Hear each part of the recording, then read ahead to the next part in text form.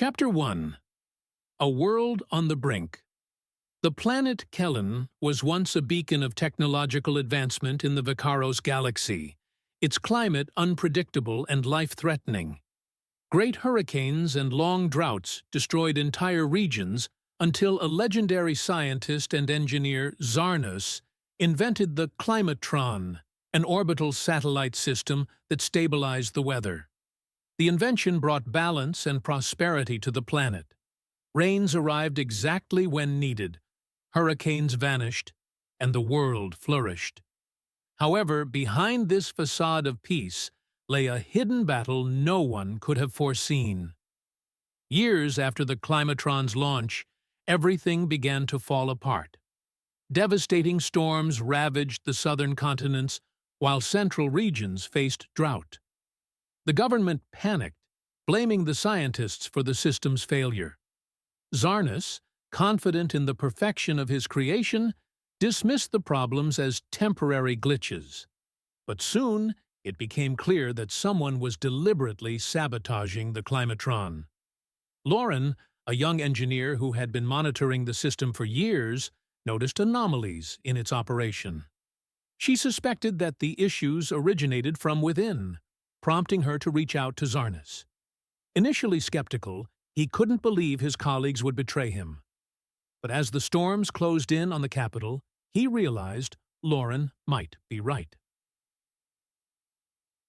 Chapter 2. Shadows Among the Stars. Loren and Zarnus launched their investigation, diving deeper into the climatron's control systems.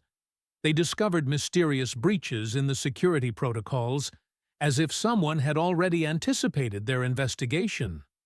Soon, their search led them to Gartos, one of Zarnus's trusted team members. Ambitious and always jealous of Zarnus's fame, Gartos had radical ideas too extreme to be realized in his lifetime, but he always dreamed of power and control. Using his access to the climatron, Gartos developed a program called Chaos, which could turn weather control into a weapon of mass destruction. He planned to seize power by unleashing climate disasters on Kellen and offering salvation only under his leadership. Loren and Zarnus realized they had little time. In just 3 days, a geostorm would strike the planet and wipe out all life. Their only hope was to infiltrate the central control station on the climatron's orbit. Chapter 3. Orbital Assault. The journey to the orbital station was perilous. Loren and Zarnus boarded a small craft, but Gartos, having tracked their movements, was waiting. He launched orbital drones, initiating a dangerous chase through meteor fields and the remnants of old satellites. Zarnus's ship sustained heavy damage, but thanks to Loren's piloting skills, they survived. Upon reaching the station, they found the situation critical. All climatron systems were working towards creating a massive storm that would soon engulf the planet. Loren and Zarnus prepared for a final confrontation with Gartos, who intended to personally oversee the Chaos program's activation. Chapter 4. The Price of Salvation. Gartos had fortified the station with defensive systems, including combat drones and laser turrets. Loren and Zarnus fought their way through, facing endless obstacles. Soon, they realized that a simple system reboot wouldn't be enough. The Chaos program was too deeply integrated, and it could only be manually stopped. Zarnus understood that time was running out. The only way to prevent the catastrophe was to manually reset all the satellites in orbit, which required someone to stay behind on the station. Knowing this mission would cost him his life, Zarnus decided to remain. Loren tried to stop him, but he convinced her to leave, knowing she alone could tell the truth to the world. In his final moments, Zarnus initiated the reset, and the storms on the planet began to subside. Loren, in a rescue capsule, watched the distant lights of the station as her friend and mentor sacrificed himself to save the world. Chapter 5. A dark future. The planet was saved, but its people realized the peace was fragile. Gartos was arrested, but many believed he had accomplices, ready to strike again. Loren, hailed as a hero, was offered leadership of a new project aimed at upgrading the climatron and preventing future attacks. However, in the final moments, a mysterious signal was detected coming from a distant star. The signal activated a dormant climatron satellite, sending data to an unknown location in space. Loren understood that the threat wasn't over, and that this time, the danger might come not only from Kaelin, but from the depths of the galaxy itself. Chapter 6. Enemy in the Shadows. Months passed after Zarnus' death, and life on Kaelin was slowly returning to normal. Loren, appointed the chief engineer of the Climatron project, worked tirelessly to restore the system. The planet had been saved, but its cities and farms needed time to recover. Still, Loren couldn't shake her feeling of unease.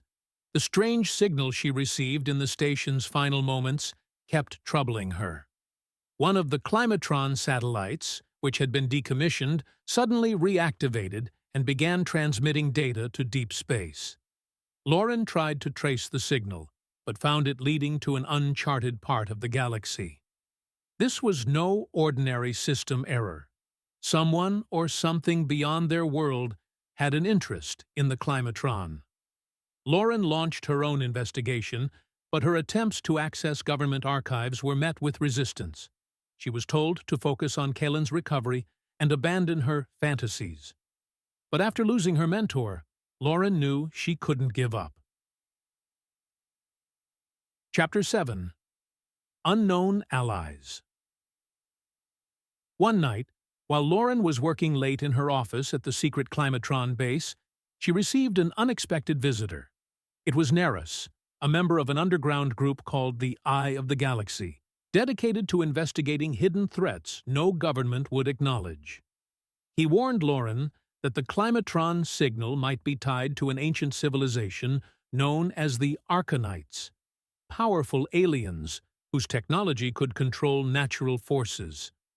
According to Neris, the Arcanites had disappeared millennia ago, leaving fragments of their power scattered across the galaxy. Their weather-manipulating devices were thought to be lost, but it seemed Gartos had somehow accessed their technology. Loren was shocked by this revelation. The Climatron's malfunction wasn't just a result of human interference. It was part of a far larger conspiracy that could bring catastrophe not only to Kaelin, but to the entire galaxy. Loren agreed to work with the Eye of the Galaxy to stop the unknown enemy before it was too late. Chapter 8. Race Against Time. Now, Loren and Neris had to act quickly. They learned that the signal from the satellite had been intercepted by a mysterious organization called the Consortium, which had long sought to harness Arcanite technology. The Consortium was a group of influential and shadowy leaders with vast resources and ambitions. Their ultimate goal was to control planets by manipulating their climates, using the Arcanites' technology as their weapon. Loren and Neris embarked on a journey to the distant star where the signal led. Along the way, they faced many challenges: attacks by the Consortium's mercenaries, technical malfunctions on their ship, and dangerous weather anomalies that had begun to spread beyond Kaelin. They finally discovered an abandoned space station, once a repository for Arcanite technology. Inside, they found not only weather-controlling devices, but also records from the ancient civilization. The records revealed that the Arcanites had caused their own downfall. Their technology became so powerful that they lost control, triggering planetary-scale disasters. Now, Loren and Neris understood that the Consortium was on the verge of repeating the same mistake. If they didn't stop them in time, the entire galaxy could face annihilation. Chapter 9. The Battle for the Future. Back on Kaelin, Loren and Neris prepared for an all-out assault on the Consortium's hidden base. where final preparations were underway to launch a global weather control program across multiple planets. In the ensuing fierce battle, Loren confronted the consortium's enigmatic and charismatic leader, Corax. Corax revealed that his goal wasn't planetary destruction, but absolute control over the galaxy. He believed that with Arcanite technology, he could create a utopia where order and stability would be maintained through force. Loren tried to convince him that his vision was flawed and that the technology was too dangerous and unpredictable. But Corax refused to listen. A final showdown ensued, with Loren fighting not only to save her planet, but to prevent history from repeating itself. It became clear that the climatron systems were beginning to destabilize, threatening a new global disaster. Chapter 10. Sacrifice for Peace. At the critical moment, Loren realized that the only way to stop the consortium's program was to sacrifice part of the climatron system. She connected to the central core and initiated a sequence to destroy key components of the system. Knowing that this would halt all processes, including weather control on Kalon. The decision weighed heavily on her. She knew that once the climatron shut down, her planet could once again be subject to the natural disasters it had once faced. But it was the only way to prevent destruction on a galactic scale. Corax tried to stop her, but Loren activated the self-destruct sequence on the climatron's core. The system began to collapse, but just before everything shut down, she managed to reprogram a portion of the system to create a protective shield for the planet, preventing immediate disaster. The consortium's base was destroyed, and its leaders either perished or fled.